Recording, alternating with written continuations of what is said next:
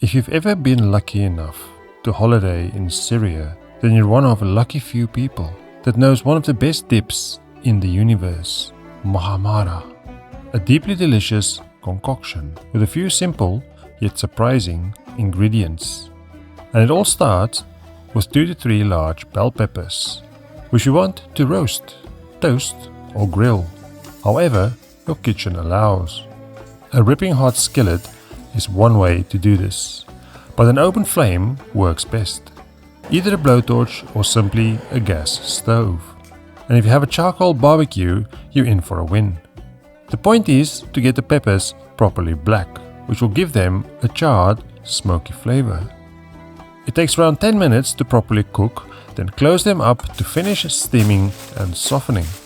While that's doing its thing, we bake a whole head of garlic in the oven for 20 minutes at 180 degrees Celsius or 356 degrees Fahrenheit, as well as roast 50 grams or half a cup of walnuts into the same oven for about 6 minutes until the nuts, not your nuts, are golden brown. Cool them down and rub off any loose skins that are willing to fall off anyway. You can waste your time with a toothpick, but if they're good nuts like these, you don't even need to get rid of the skins at all. Once your garlic is cooked, you cool that down until cool enough not to make your fingers ouchy. We bake the garlic for better flavor, as well as mainly not to perfume like a friendly taxi driver after his kebab. To get the garlic out, cut the end and satisfyingly squeeze it out onto a little plate. Once your peppers are cooled down and somewhat sweaty, it's time to peel them. The good way of doing this is with a bowl of water nearby. Rub off the black blistered skin, then give the peppers a rinse to get rid of any stuck bits. The peppers will be full of tasty peppery water, which you want to save for later. So carefully cut the tops off and pour out the contents into a little bowl. Get rid of the seeds and use a paper towel to clean them up a touch more.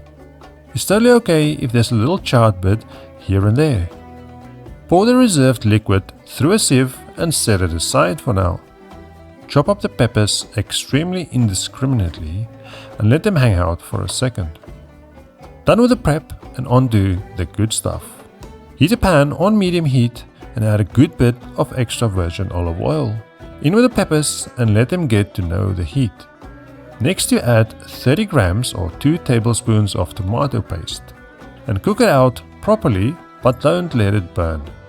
Deglaze the pan with your reserved pepper juice, or if you forgot or there's no juice in the peppers, a touch of water or chicken stock to make it vegan. Next in goes a whole bunch of stuff. 30 grams or 3 tablespoons of sun-dried tomatoes, 2 grams or 1 teaspoon of ground cumin, 5 grams or 2 teaspoons of Aleppo pepper flakes, which is pretty much just chili flakes, the baked garlic from earlier on, and for extra smokiness 1 gram or half a teaspoon of smoked paprika, the roasted walnuts, 30 grams or 1.5 tablespoons of pomegranate molasses, which is simply reduced pomegranate juice. Give it all a good cooking on medium heat while stirring for about 30 seconds to force a friendship.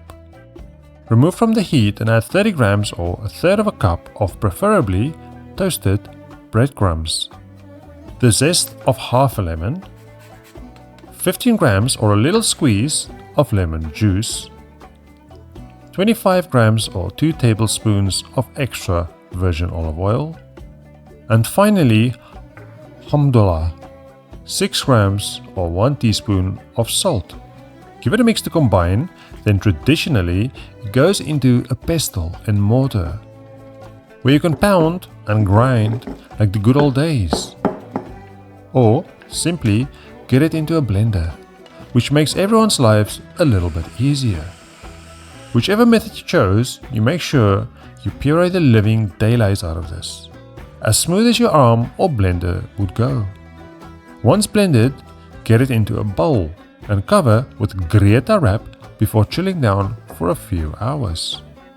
Once ready to serve, you scoop it onto a Middle Eastern or similar looking plate Make a little well and a little touch of whatever you fancy. Smoked paprika, mint, nuts, minced meat. Your life, your choice. And add a little bit of olive oil. But before you go make that choice, go live a happy life.